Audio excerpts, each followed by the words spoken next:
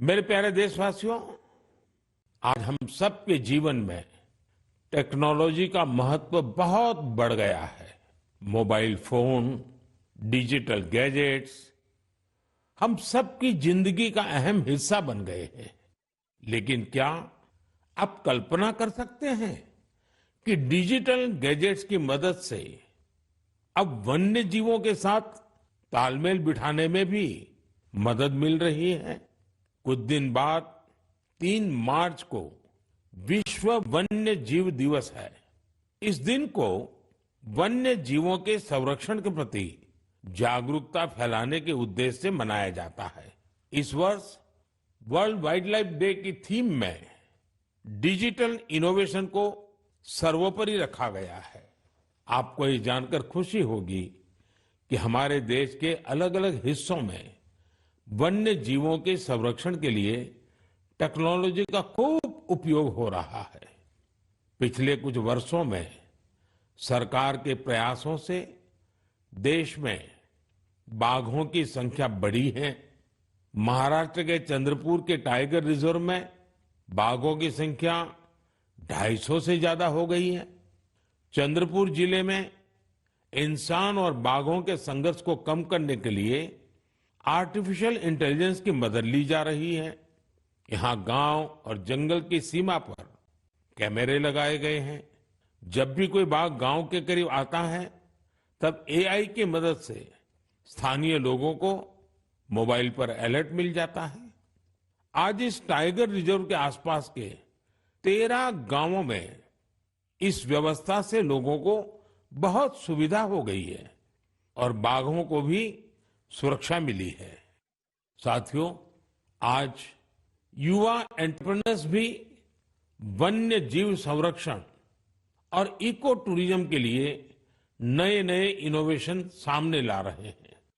उत्तराखंड के रुड़की में rotor precision groups ने wild life institute of India के सहयोग से ऐसा ड्रोन तैयार किया है जिससे केन नदी में घड़ियालों पर नजर रखने में मदद मिल रही है।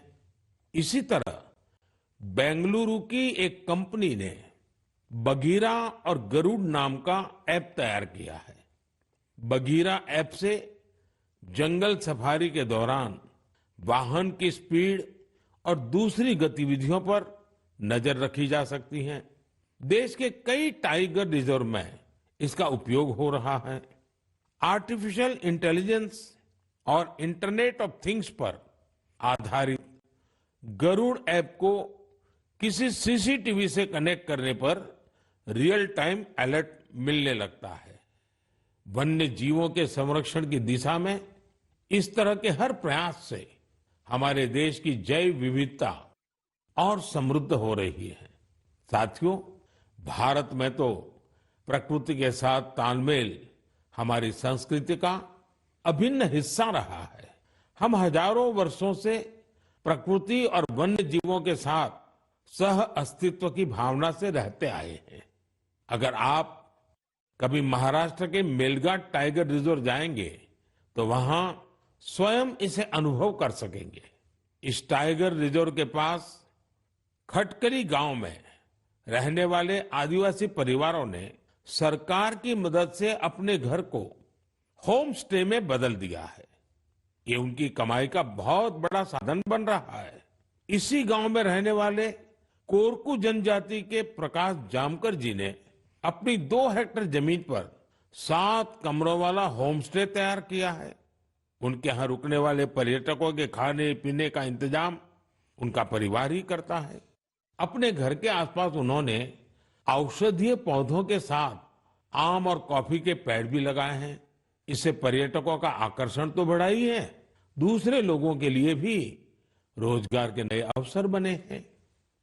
मेरे प्यारे देशवासियों, जब पशुपालन की बात करते हैं तो अक्सर गाय भैंस तक ही रुक जाते हैं, लेकिन बकरी भी तो एक अहम पशुधन है जिसकी उतनी चर्चा नहीं होती है। देश के अलग अलग क्षेत्रों में अनेकों लोग बकरी पालन से भी जुड़े हुए हैं। ओडिशा के कालाहंडी में बकरी पालन गांव के लोगों की आजीविका के साथ साथ उनके जीवन स्तर को ऊपर लाने का भी एक बड़ा माध्यम बन रहा है। इस प्रयास के पीछे जयंती महापात्रा जी और उनके पति बीरेन साहू जी का एक बड़ा फैसला है। ये दोनों बेंगलुरु में मैनेजमेंट प्रोफेशनल्स थे, लेकिन इन्होंने ब्रेक लेकर कालाहांडी के सालेभाटा गांव आने का फैसला लिया। ये लोग कुछ ऐसा करना चाहते थे जिससे यहाँ के ग्रामीणों की समस्याओं का समाधान भी हो, साथ ही वो सशक्त भी बने। सेवा और समर्पण से भरी अपनी इसी सोच के साथ इन्होंने माणिकस्तु एग्रो की स्थापना की और किसानों के साथ काम शुरू किया। जयंती जी और बीरेन जी ने यहाँ एक दिलचस्प माणिकस्तु गॉट बैंक भी खोला है। वे सामुदायिक स्तर पर बकरी पालन को बढ़ावा दे रहे हैं। उनके गोट फार्म में करीब दर्जनों बकरियां हैं। माणिकस्तु गोट बैंक इसने किसानों के लिए एक पूरा सिस्टम तैयार किया है। इसके जरिए किसानों को 24 महीने के लिए 2 बकरियां दी जाती हैं। 2 वर्षों में बकरियां 9 से 10 बच्चों को जन्म देती हैं। इनमें से 6 बच्चों को बैंक रखता है, बाकी उसी परिवार को दे दी जाती हैं जो बकरी पालन करता है। इतना ही नहीं, बकरियों की देखभाल के लिए जरूरी सेवाएं भी प्रदान की जाती हैं। आज 50 गांवों के 1000 से अधिक किसान इस दंपत्ति के साथ जुड़े हैं। उनकी मदद से गांव के लोग पशुपालन के क्षेत्र में आत्मनिर्भरता की ओर बढ़ रहे हैं। मुझे ये देखकर बहुत अच्छा लगता है कि विभिन्न क्षेत्रों में सफल प्रोफेशनल्स छोटे किसानों को सशक्त और आत्मनिर्भर बनाने के लिए नए नए तरीके अपना रहे हैं। उनका यह प्रयास हर किसी को प्रेरित करने वाला है।